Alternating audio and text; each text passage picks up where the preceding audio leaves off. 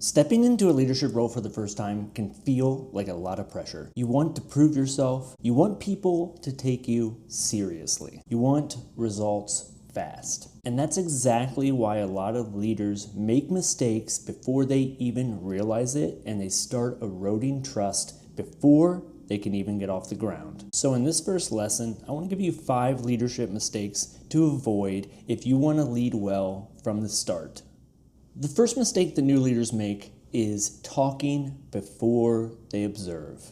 I've seen it before. A lot of leaders will go into situations and will start changing things immediately. They want to put their stamp on the team. But if you haven't taken the time to understand your team, the nuances, the tempo, those pain points that they have, you haven't even started leading that team. You're just reacting. The strongest leaders, they observe first. They ask questions. They listen. They figure out exactly what's broken before they start making those changes. The second mistake that new leaders make is they want to be liked instead of respected. Now, don't get me wrong. You don't need to be cold. You don't need to be robotic. But if your whole leadership strategy is all about making people happy, you're going to avoid the things that leadership requires. Standards, corrections, accountability, those hard calls. Trust me, respect lasts way longer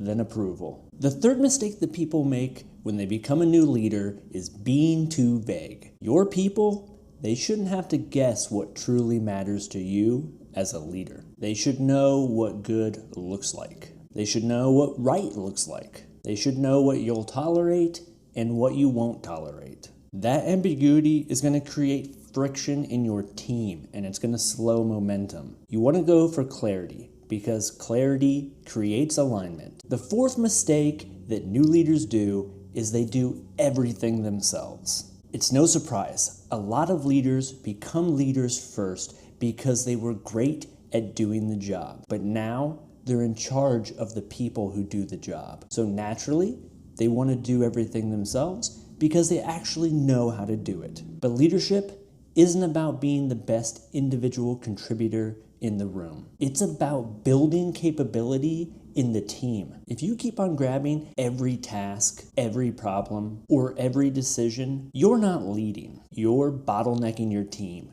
So think, how are you going to build capability by delegation, training, and mentorship? That's the job of a leader. And the fifth mistake that kills teams that I see all the time is waiting too long to address those problems. The issue with avoiding small problems is that they rarely stay small. A missed standard becomes a pattern. A bad attitude will permeate through your team. A trust issue will continue to grow until no one on your team will follow you. An early performer or new hire gets confused because nobody told them or made that correction early. Leadership requires timely action by you, the leader. So those are the 5 mistakes that I've seen time and time again. So here's your first action step. I want you to write down 3 standards that you care about. Next, write down 3 things that you should observe before you make any changes. And then be critical of yourself.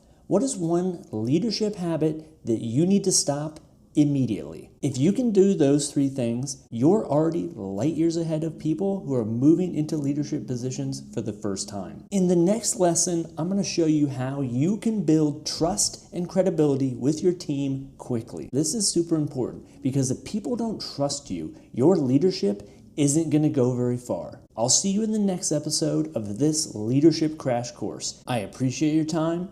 Thanks for watching.